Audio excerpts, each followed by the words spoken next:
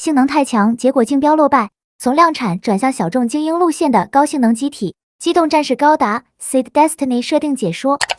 机体型号 ZGMF2000，火虎也称为烈焰老虎，是竞标扎夫特新千年计划的其中一款候选机型。该型机体在机动性能和攻击能力方面均有十分突出的表现。对比同样参加竞标的另一款候选机型扎古勇士，火虎在外形上虽然与扎古系列机型存在诸多相似之处，但性能表现却要高出扎古勇士不少。即便是扎古勇士的上位机型扎古幻影，跟火虎相比还是会略显逊色。然而，火虎这样一个性能更优的机动战士，因为自身性能不够稳定和泛用性不如扎古的原因，结果在竞标中败给了扎古系列机体，没有率先在扎夫特军中大量装备。不过，随着第二次 Plant 和地球联合的战争开启，战争烈度不断上升，增加了扎夫特对高性能机体的需求，尤其是对手地球联合军投入了新型 MA。所展示的战斗力极其强大，给扎夫特带来了不少麻烦，这就让火虎得以进入到扎夫特军中服役。很快，火虎就在后续多场战役当中大放异彩，凭借极具特色的作战能力，给人留下了深刻的印象。而这些都得益于在火虎上配备了强大的武装，这其中在火虎的2个手臂上装备了 M181SE 型德罗普尼尔4管光束机炮，这与其他机动战士手持光束步枪产生了较大的区别。同时，该型武器的有效射击距离比较短，但射速很快，且光束输出的密度很大，无论攻击的是机动战士还是战舰均有不错的效果，并且手臂部分还内置有 MAM757 型杀戮者热能鞭。这个武器在抓住对方机体后，可以瞬间输出强大电流，给予对方伤害。输出的电流甚至能直接伤害到对方机体驾驶舱内的驾驶员，就像是魔法攻击一样穿透了机体装甲，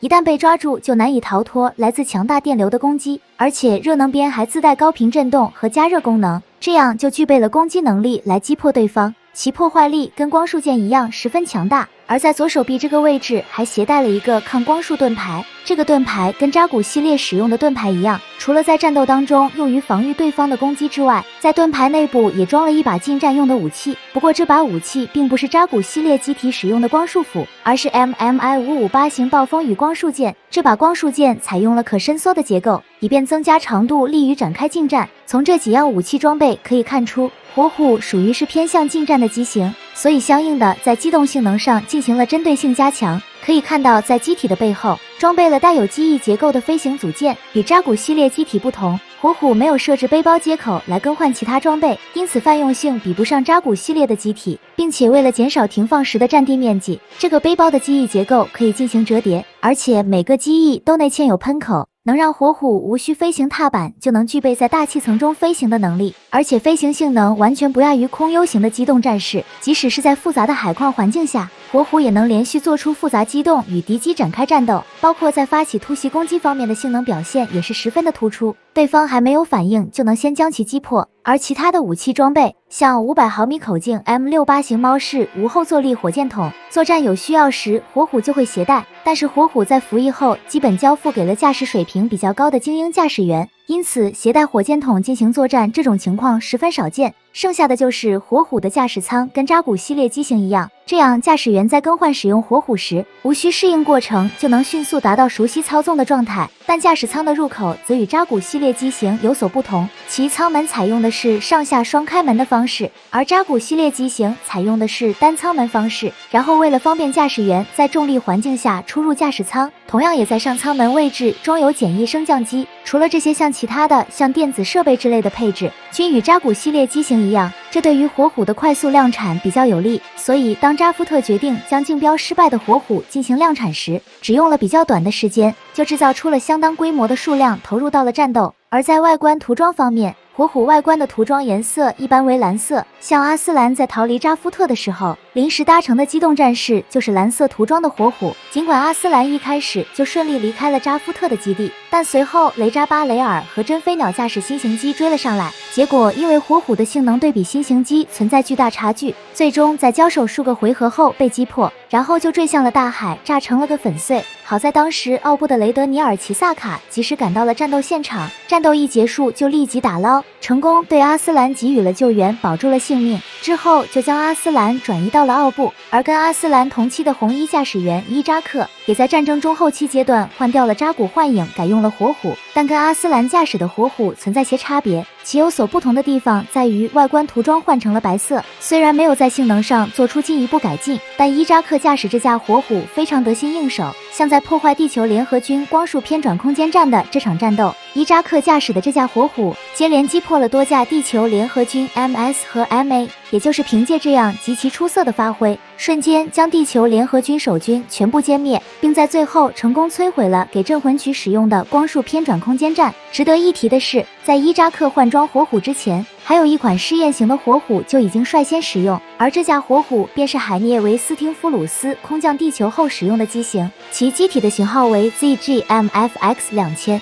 除了外观涂装颜色改成了海涅的橙色之外，外形和武装与后来的量产型火虎并没有差别，包括实际性能表现已经满足了投入实战的要求，不会出现性能发挥不稳定的情况，所以海涅在更换火虎并分配到密涅瓦号后的战斗中均有出色的表现。然而比较遗憾，在与地球联合幻通部队的战斗中，被斯黛拉驾驶的盖亚高达使用大型光束刃击破，最终海涅因驾驶的火虎被盖亚高达直接拦腰斩断而阵亡，没能在往后的战斗延续出色的作战表现。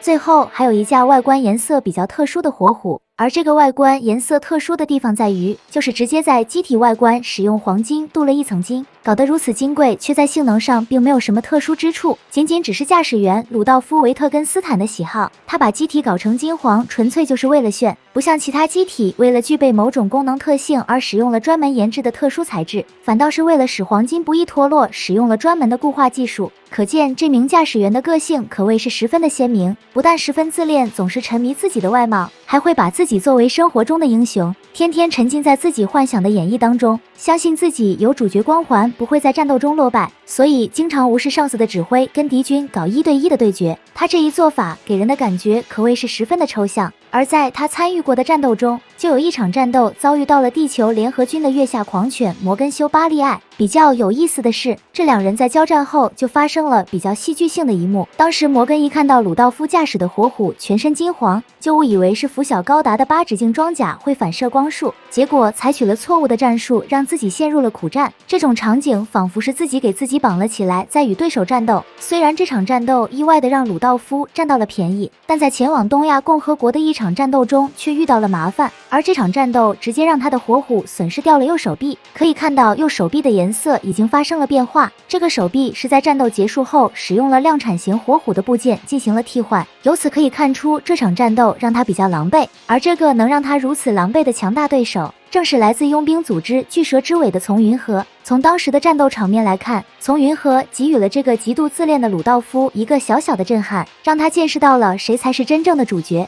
可以说鲁道夫完完全全不是丛云和的对手。然而这场战斗还不是最糟糕的，后面遭遇到卢卡斯·欧唐纳率领的第4军，这一帮人对鲁道夫的打击要更加的凶狠，毫不留情的就斩下了鲁道夫驾驶的火虎头部。尽管这场战斗的结果显得非常耻辱，但鲁道夫并没有在这场战斗中阵亡，包括他驾驶的火虎也没有被彻底摧毁，活脱脱成为了一个无头机动战士。某种程度上来说，鲁道夫可谓是幸运到了极点，甚至头没了的情况也不见得对鲁道夫造成有多大的负面影响。